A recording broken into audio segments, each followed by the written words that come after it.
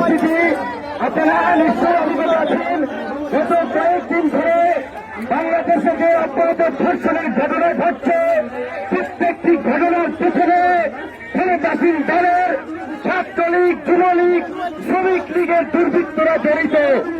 এই সরকার ক্ষমতায় থাকার জন্য দেশের সুস্থ ধারা রাজনৈতিক পরিবেশকে ধ্বংস করে একটা দুর্বৃত্তের রাজ্যে পরিণত করেছে বাংলাদেশকে।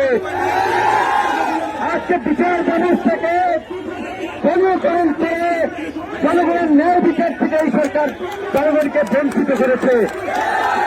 সে কারণে আজকে বিভিন্ন জায়গায় খুন হচ্ছে, গুম করা হচ্ছে, ধর্ষণ করা হচ্ছে, কোথাও কোনো বিচার হচ্ছে না।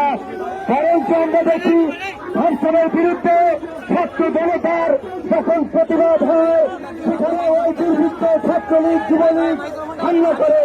আপনারা দেখেছেন গতকালকে, গত পরশু ময়মনসিংহ, লালমনিরহাট, রংপুর, ঢাকা সহ আমার ভাই বোনদের উপরে এই ধর্ষণ বিরোধী আন্দোলন চলাকালীন সময়ে অনেক জায়গায় পুলিশ লাঠিচার্জ করেছে।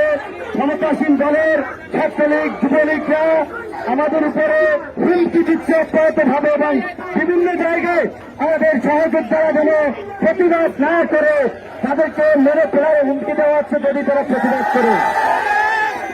আমাদের আজকের এই বিক্ষোভ মিছিল যে গতকালকে বিভিন্ন জায়গায় যে পুলিশি হামলা হয়েছে, ছাত্রলীগ, যুবলীগের গুন্ডাদের হামলা হয়েছে, সেই হামলার প্রতিবাদে কালো পতাকা মিছিল এখনই আমরা এখান থেকে মিছিল নিয়ে আমরা স্বরাষ্ট্র মন্ত্রণালয় অভিমুখী আমরা আমাদের অবস্থান কর্মসূচি পালন করব। আমাদের আজকের যে দাবি ছিল এই ধর্ষণের জন্য যেন দ্রুত বিচার আইনে বিচার করা যায়, প্রয়োজন আইনকে সংশোধন করে যুগোপযোগী আইন করতে হবে এবং এই ধর্ষণকে পুলিশকে যারা একটি রাষ্ট্রীয় পিকআপ বাহিনীতে পরিণত করেছে, পুলিশকে র্যাবকে একটি গুম বাহিনীতে পরিণত করেছে, সেই অপদার্থ স্বরাষ্ট্রমন্ত্রীকে অনতিবিলম্বে পদত্যাগ করতে হবে। কারণ এই স্বরাষ্ট্রমন্ত্রীর নেতৃত্বে আজকে বাংলাদেশে পুলিশ সেনাবাহিনী মারছে, র্যাব সাধারণ মানুষকে গুম করছে, জনগণের উপরে পুলিশ একটা নিপীড়কের বাহিনীর ভূমিকা অবতীর্ণ হয়েছে। এই স্বরাষ্ট্রমন্ত্রী যদি পদে থাকে, বন্ধুগণ, আমাদের যদি আন্দোলন থেমে যায়, আবার আমাদের উপরে তখন নানা ধরনের হুমকি আসবে, হামলা আসবে। কাজে আমরা একটা কথা বলি, যারাই যে যায় যার জায়গা থেকে এই আন্দোলন করছেন, এই আন্দোলনকে একটি সামাজিক আন্দোলনের রূপ দিতে হবে এবং এই আন্দোলনকে একটি গণ আন্দোলনের রূপ দিতে হবে, যেন এই ঘটনা যেন তনু হত্যার মতো কিংবা সাংবাদিক সাগর রুনি হত্যাকাণ্ডের মতো প্রতিবাদের মধ্যেই সীমাবদ্ধ না থাকে।